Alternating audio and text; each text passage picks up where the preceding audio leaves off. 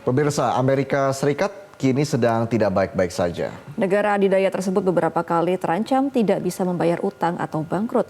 Bahkan negara tersebut kini berada di posisi pertama dengan utang tertinggi di dunia.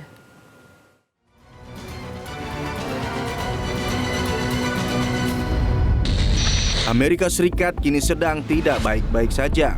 Negara adidaya tersebut beberapa kali terancam tidak bisa membayar utang atau bangkrut. Amerika Serikat sendiri memiliki utang mencapai 33 triliun dolar Amerika Serikat atau setara 507 ribu triliun rupiah. Jumlah utang negeri Paman Sam telah meningkat pesat, lebih dari 89% sejak awal pandemi. Bahkan negara tersebut kini berada di posisi pertama dengan utang tertinggi di dunia. Dari tahun ke tahun, jumlah utang Amerika Serikat memang terus meningkat. Ini disebabkan defisit fiskal yang terus membengkak dan semakin terakselerasi memasuki abad 21. Sebagaimana diketahui, utang luar negeri dibutuhkan tiap negara untuk menutup defisit anggarannya. Dengan utang yang membengkak, Presiden Joe Biden kini harus berhadapan dengan resiko shutdown. Namun, sering berjalannya waktu, DPR AS akhirnya meloloskan rancangan Undang-Undang Tanggung Jawab Fiskal atau Fiscal Responsibility Act.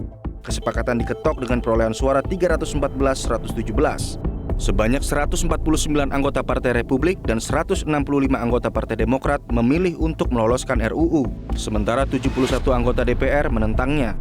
Salah satu kesepakatan yang ada dalam RUU tersebut adalah pemberlakuan batas pinjaman yang ada hingga Januari 2025 atau menangguhkan plafon utang hingga Januari 2025. Artinya persoalan debt ceiling baru akan dibahas lagi setelah pemilihan Presiden Amerika Serikat. Dengan penangguhan plafon utang, setidaknya tidak ada resiko gagal bayar utang, tetapi pemerintahan Biden harus membatasi pengeluarannya. Menurut pengamat ekonomi Indef, Eko Listianto, memang ada problem di sana. Utangnya besar sehingga melebihi dari defisit yang ditetapkan oleh DPR. Dan ketika batasan terlewati, mereka bernegosiasi. Dan jika tidak ada kesepakatan, yang akan terjadi yaitu government shutdown. Government shutdown itu sendiri tidak seperti yang terjadi di Sri Lanka. Fenomena government shutdown juga sudah terjadi beberapa kali di ekonomi Amerika Serikat.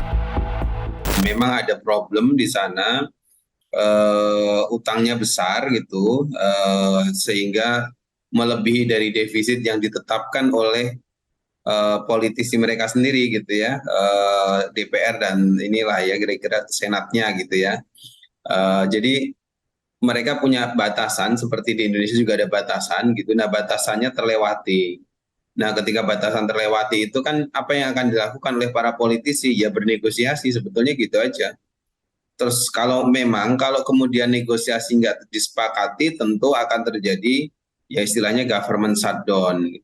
Apakah itu bangkrut? Ya enggak gitu. Itu government shutdown itu enggak seperti yang terjadi di misalkan Sri Lanka ya atau di Kenya atau di negara mana yang nggak se-Zimbabwe, nggak seperti itu ya. Jadi yang terjadi itu biasanya, dan ini sudah bukan hal yang baru ya sebetulnya di fenomena di ekonomi Amerika Serikat, sudah beberapa kali seingat saya terjadi shutdown ya.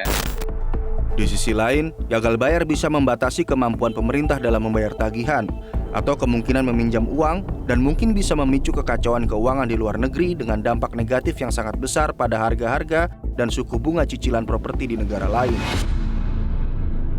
Jelajahi cara baru mendapatkan informasi. Download Metro TV Extend sekarang.